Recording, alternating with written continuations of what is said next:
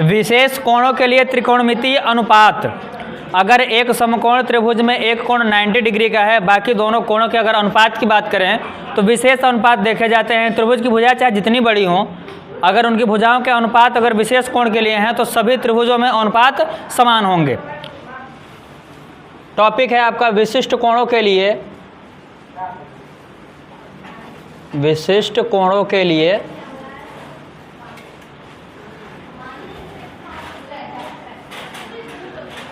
त्रिकोणमितीय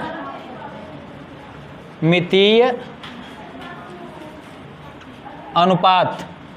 जो कोण विशेष होते हैं, जैसे कि 30 डिग्री का एंगल हो गया, 60 का हो गया, 45 का हो गया, तो इनके लिए जो अनुपात होता है वो एकदम फिक्स होता है और उन्हीं अनुपातों के यहाँ पे निकालना है। जो मनुष्य के शरीर में रहता है उसे त्वरण कहते हैं। हाँ बिल्कुल, विशिष्ट कोणों के लिए त्रिकोणमितीय जो अनुपात होता है उसे हम निकालने वाले हैं। सबसे पहले हम निकालेंगे सबसे सिंपल 45 डिग्री के लिए। कितने अंश के लिए? 45 डिग्री के लिए। तो सबसे पहले हम एक काम करते हैं कि एक ऐसा त्रिभुज लेते हैं जिसमें कि एक कोण 45 डिग्री का हो और दूसरा कोण भी 45 डिग्री का हो और एक कोण कितने डिग्री का हो? 90 डिग्री का। एक यहाँ पे एक त्रिभुज बना लीजिए, ये त्रिभुज बना और यहाँ पे ये कोण 90 डिग्री का, इसको हम 45 लेते हैं, इसको 45 लेते हैं। ये किस प्रकार से आपने किया 45-45? तो हमने 45 डिग्री के लिए एक समकोण त्रिभुज लिया है, समकोण समद्विबाहु। कौन सा त्रिभुज लिया? समकोण समद्विबाहु त्रिभुज। अगर हमने समकोण समद्विबाहु त्रिभुज लिया तो इसमें दो भुजाएं बराबर होंगी। समद्विबाहु का मतलब दो भुजाएं क्या होंगी? इक्वल होंगी। और सबसे बड़ा कोण यही वाला है 90 डिग्री का, तो ये वाली जो भुजा है वो कर्ण होगी। तो अगर हम इन दोनों की बात करें तो ये वाला एंगल 45 है, ये भी 45 है, तो दोनों भुजाओं के मान भी क्या होंगे? बराबर होंगे। त्रिभुज में ये रूल है कि अगर दो भुजाएं बराबर हैं तो उनके सामने के कोण भी बराबर होते हैं। प्रमेय क्या है? समान भुजाओं के सम्मुख कोण। अगर आपने एक ऐसा कॉन्सेप्ट लिया है समकोण समद्विबाहु त्रिभुज का जिसमें एक कोण 90 डिग्री है, समकोण लिया तो 90 डिग्री है ही है, तो अगर इस भुजा का मान a है तो इसका भी मान कितना होगा? a होगा। और अगर पाइथागोरस प्रमेय लगाएंगे तो इसका मान भी निकल आएगा। अगर इस त्रिभुज की बात करें, अगर त्रिभुज PQR है आपका, तो कॉन्सेप्ट बनाइए यहाँ पे पाइथागोरस प्रमेय का। पाइथागोरस प्रमेय से पहली बात तो यह है कि यहाँ पर आप लिख लोगे समकोण समद्विबाहु त्रिभुज PQR में दो भुजाएं जो इक्वल हैं, कौन कौन सी? PQ और RQ। PQ बराबर RQ बराबर में कितना? A। ये मानोगे? माना समकोण समद्विबाहु त्रिभुज PQR में PQ बराबर RQ बराबर A। तब पाइथागोरस प्रमेय से अगर हम PR की वैल्यू निकालें तो कितनी? PR square is equal to A square plus में A स्क्वायर। और अगर PR की वैल्यू निकालेंगे तो कितना हो जाएगा? रूट के अंदर A स्क्वायर और A स्क्वायर कितना हो जाएगा? 2A square. दोनों मल्टीप्लाई में है तो दो का तो रूट नहीं निकल आएगा पूरा का पूरा, A की वैल्यू निकाल के लाएंगे हम A स्क्वायर की। तो PR की वैल्यू कितनी हो जाएगी? A बाहर और ये कितना? रूट में 2, यानी कि यहाँ पे हो जाएगा A और रूट में 2। तो एक समकोण त्रिभुज में आपको तीनों भुजाओं के मान पता हो गए हैं। और अगर त्रिकोणमितीय अनुपात की बात करें तो साइन, कॉस, टेन, ये जितने भी होते हैं 6 अनुपात, उन सभी अनुपातों को अगर हम यहाँ पे निकालेंगे तो उनकी वैल्यू कितनी आती है, यही आपको पता करना है। ये एंगल कितने डिग्री का है? 45 डिग्री का। यहाँ पे लिखेंगे त्रिभुज PQR में कोण P बराबर कोण R बराबर में कितना डिग्री? 45 डिग्री। वहाँ पर ये कॉन्सेप्ट काम आएगा। अब तो चाहे हम यहाँ पे बात करें साइन P की या फिर साइन 45 डिग्री, एक ही बात है। अगर हम इस त्रिभुज में लिखते हैं साइन पी, तो साइन पी का मतलब यहाँ पे कौन सा अनुपात होगा, ये लंब और ये कर्ण, यानी कि आर क्यू बटे में कितना पी आर या फिर आर पी, यह अनुपात होगा लंब बटे में कर्ण, ये साइन की वैल्यू होती है।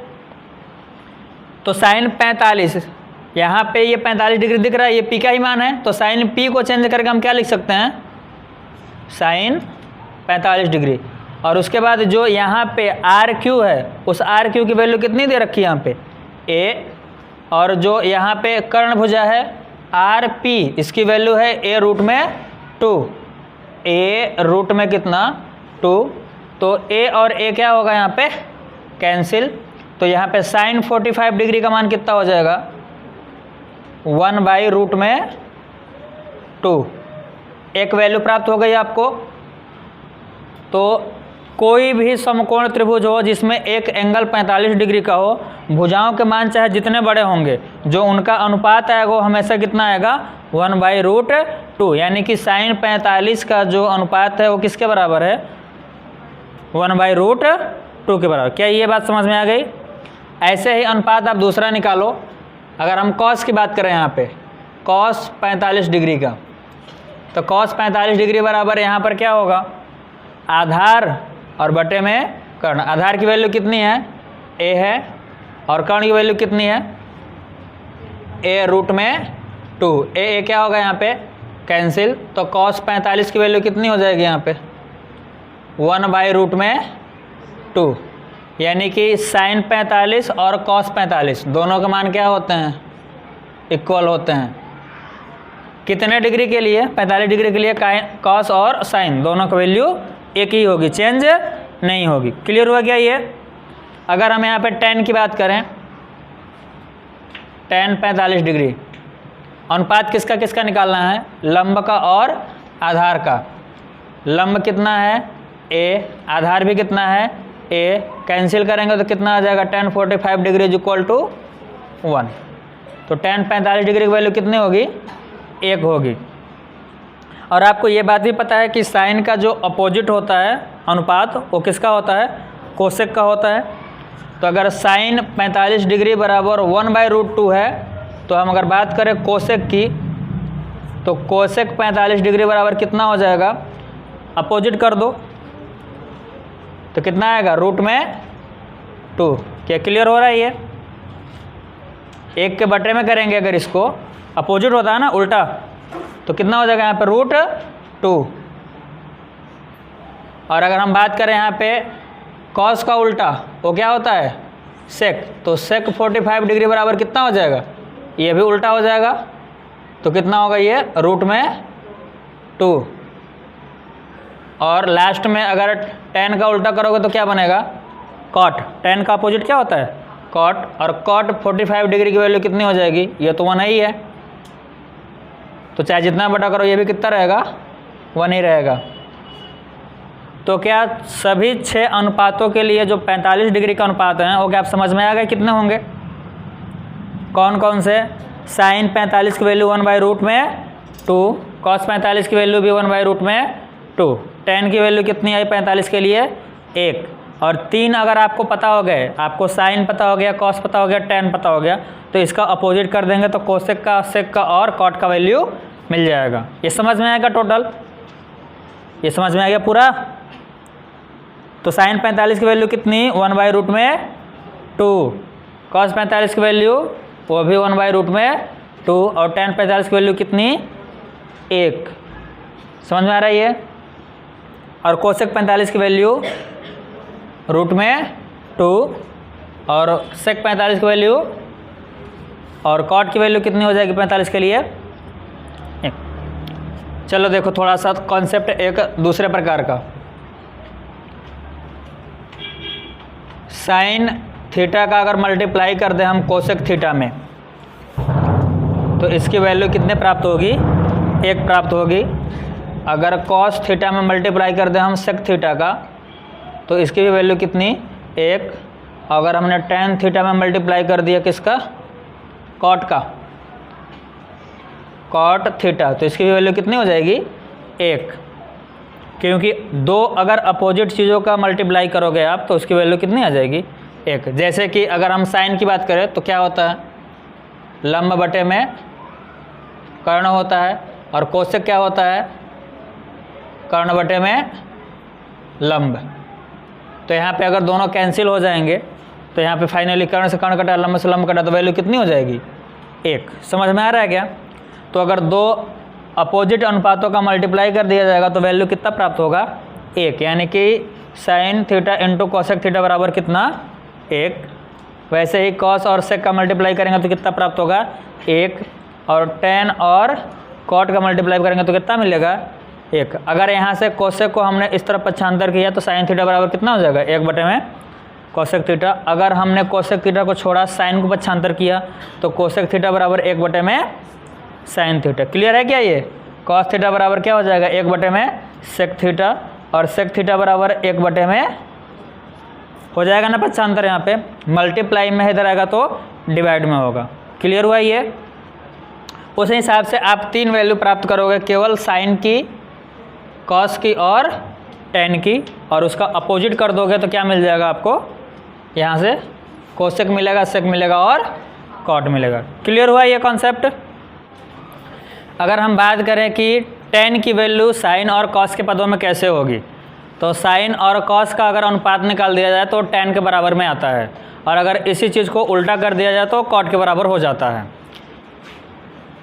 यानी कि जो साइन ए है, साइन ए इंटू साइन ए अपॉन में कॉस ए, अगर इस अनुपात की बात करें तो साइन ए का मतलब लंब अनुपात किसके साथ में, कर्ण के साथ में, और ये कॉस ए का मतलब क्या होगा, आधार अनुपात कर्ण। तो यहाँ पे दोनों कर्ण वाला कॉन्सेप्ट कट जाएगा, बचेगा क्या आपका, लंब बटे में आधार, और लंब बटे जो आधार होता है वो क्या होगा, टेन। बात समझ में आ रही क्या? यानी कि आप ये लिख सकते हो कि टेन ए किसके बराबर होता है, साइन ए बटे में कॉस ए। टेन ए बराबर क्या, साइन ए बटे में कॉस ए। इसका अपोजिट कॉन्सेप्ट, टेन का उल्टा क्या होता है, कॉट। तो हम कॉट ए बराबर क्या लिख सकते हैं, इसी का जस्ट उल्टा, कॉस ए बटे में साइन ए। यानी कि अगर आपने कॉस ए में साइन ए से डिवाइड करेंगे तो क्या प्राप्त करेंगे यहाँ पे, कॉट ए। क्या ये कॉन्सेप्ट क्लियर है? अगर कॉस ए बटे में साइन ए है तो क्या लिखेंगे उसको, कॉट ए लिख सकते हैं। अगर साइन ए बटे में कॉस ए तो इसे क्या लिखेंगे हम, टेन ए। अभी आपने जो निकाला वैल्यू वो कितने डिग्री का था, 45 का था। अब 60 का और 30 का अनुपात किसका किसका निकालना है आपको, 45 का हो गया है तो 60 डिग्री तथा 30 डिग्री के लिए अनुपात कितने कितने डिग्री के लिए, 60 और 30 के लिए। तो इसके लिए जो आप त्रिभुज लोगे वो त्रिभुज होगा आपका समबाहु त्रिभुज। कौन सा त्रिभुज यूज करेंगे आप, समबाहु त्रिभुज।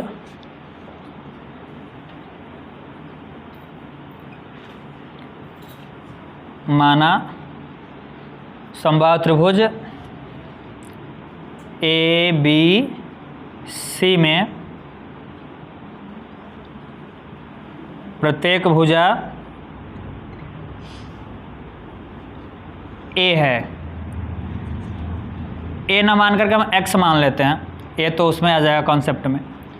तो एक समबाहु त्रिभुज लिया आपने, और इस समबाहु त्रिभुज में आपने कॉन्सेप्ट क्या बनाया कि ये भुजा भी एक्स है, ये भुजा भी एक्स है, और ये भुजा भी कितनी है, एक्स है।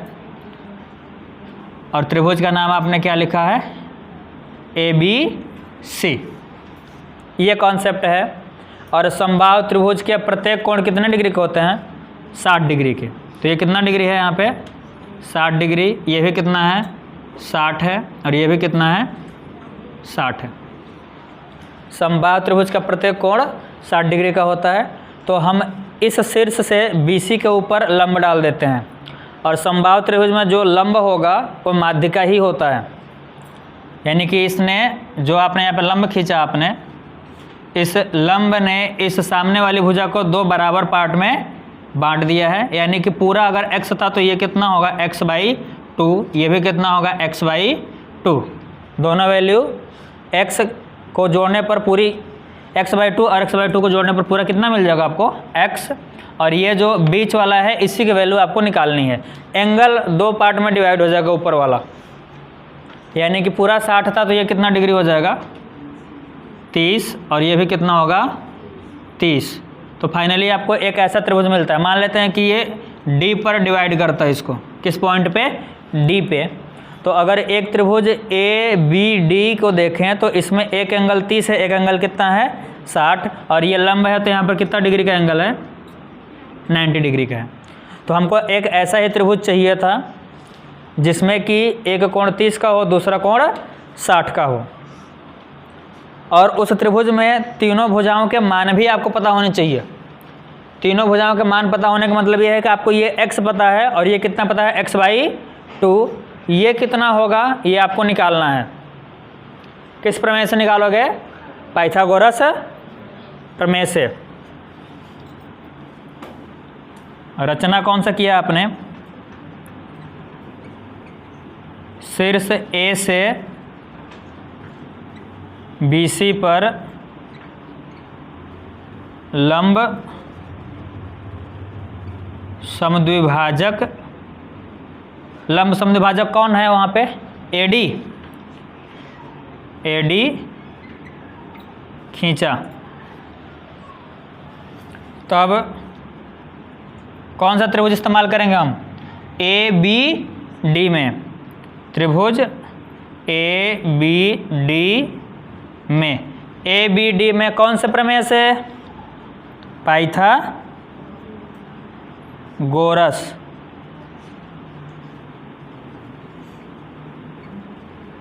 प्रमेय से। सब लोग पाइथागोरस प्रमेय का यूज करो तुरंत यहाँ पे। तो अगर हमें इसकी वैल्यू निकालनी है तो इसका स्क्वायर करके इसके स्क्वायर को माइनस करना पड़ेगा। यानी कि हम यहाँ पे क्या लिखेंगे, AD का स्क्वायर इज इक्वल टू, ये टोटल कितना है x का स्क्वायर माइनस में x/2 का स्क्वायर। क्लियर है इतना। यानी कि AD का square is equal to x² minus x/2 का स्क्वायर। तो कितना हो जाएगा यहाँ पे, AD का square is equal to x² minus में x²/4।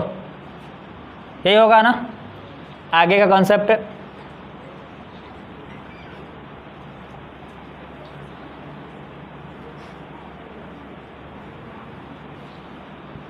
यहीं पे देखते हैं।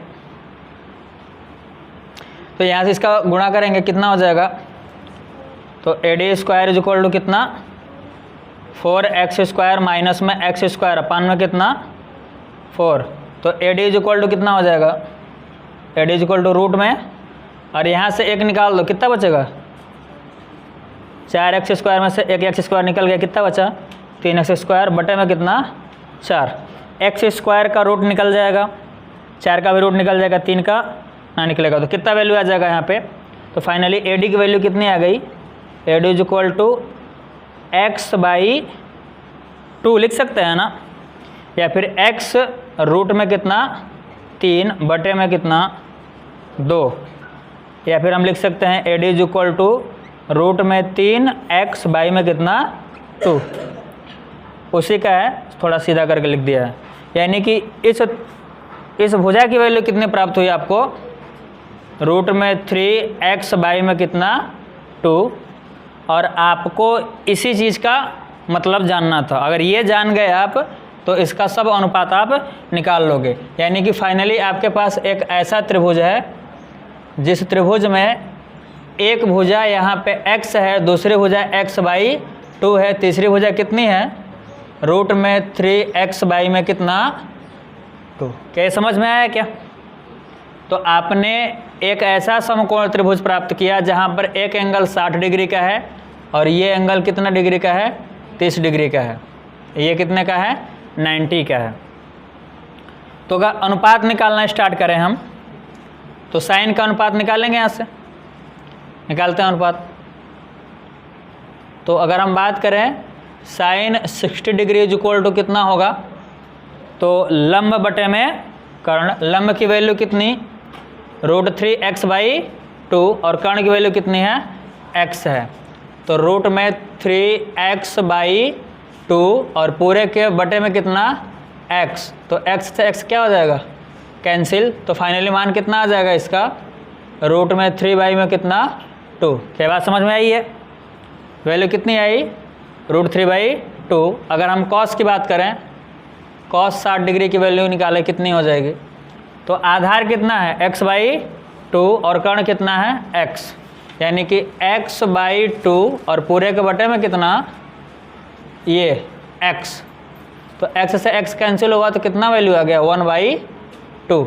cos 60 डिग्री की वैल्यू कितनी हो जाएगी 1/2। और अगर हम बात करें लास्ट में tan की, तो tan 60 degree is equal to कितना निकालोगे यहाँ पे लंब बटे में, ये लंब है और ये क्या है आपका आधार, यानी कि रूट में 3x/2 और पूरे की वैल्यू कितनी यहाँ पे आधार वाली x/2, तो 2 से 2 क्या हो जाएगा कैंसिल हो जाएगा और x से x कैंसिल हो गया, तो फाइनली रिजल्ट कितना मिला यहाँ पे रूट में 3। तो tan 60 डिग्री की वैल्यू कितनी हो गई रूट में 3।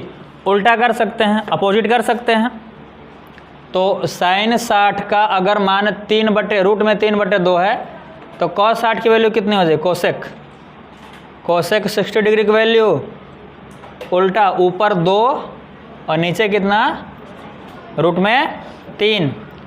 अगर cos 60 डिग्री की वैल्यू 1/2 है, तो sec 60 डिग्री की वैल्यू कितनी 2, बाई में 1 लिखना जरूरी नहीं है। यहाँ पे tan 60 डिग्री को बताओ cot कितना हो जाएगा, इसका उल्टा करोगे, यानी कि इसके बटे में कितना करना है एक, इसके बटे में नहीं इसके ऊपर, उल्टा का मतलब कि उसको बटे लगा के ऊपर कितना लिखो 1, तो 1/√3। क्या ये तीनों कॉन्सेप्ट समझ में आए ये वाले, ये तीनों निकाल करके उसका क्या कर दिया आपने अपोजिट कर दिया। क्लियर हुआ क्या ये, और आपने यहाँ से देखा था तब ये लंब था, यानी कि 60 के लिए निकाला आपने। अगर आप 30 के लिए निकालो, कितने के लिए 30 के लिए, तब यहाँ से देखोगे आप, अगर यहाँ से देखोगे तो ये भुजा क्या होगी लंब हो जाएगी, फिर कॉन्सेप्ट चेंज हो जाएगा। कॉन्सेप्ट चेंज होगा किस प्रकार से होगा, आओ देखें इधर।